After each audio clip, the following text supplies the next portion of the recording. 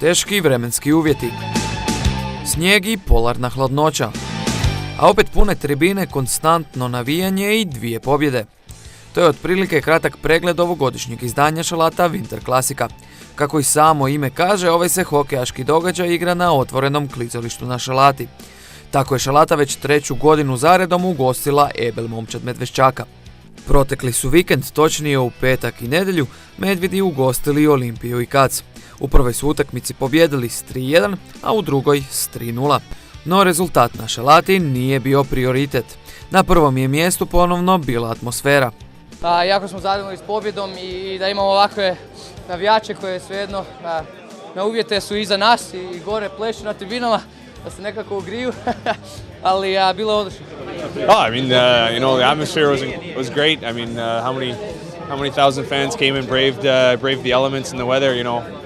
We were pretty lucky. We were at least moving around out there, and they were standing and cheering and supporting us. So it was conditions were pretty tough for both teams to play in. You had to keep things really simple with all the snow on the ice. But I'm sure the players enjoy it more than I do because I'm cold stiff right now. But yeah, it was like a carnival atmosphere. People were happy, and you have to be a great fan to come and brave the element and be out there with that weather. So that was fantastic. There was some clothing that came down to her.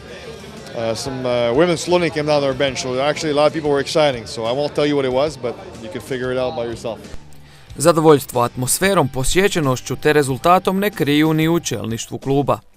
U svakom slučaju jako teško je bilo igrati po ovim uvjetima, vidjeli se, ali kažem kad ljudima je ovako u ovakvom broju kad dođu i kad navijaju ovako strastveno do kraja, onda normalno da igračima nije ništa bio problem i to se vidlo. Svaka čast dečkima. Mislim da ovdje se sad nije toliko bio bitan pobjednik, da je više da cijeli taj event uspije i da je on, kako bi rekao, da se on nastavlja iz godine u godinu. Kako je Medveščak počeo igrati utakmice na otvorenom ledu Šalate, Winter Classic je događaj koji nas vraća tim starim vremenima. Tada se sjećamo kako se nekada igrao hokej u Zagrebu. Slične su početke imali i mnogi hokejaši kojima je Šalata Winter Classic prirastao srcu. It's been great. The 3 years that I've played in, it's so much fun. It takes you back to when you were a kid skating around on the pond. It's a good idea. I think it's good for the original team of hockey. We all started to play outside as young kids, and all these guys enjoy it very much.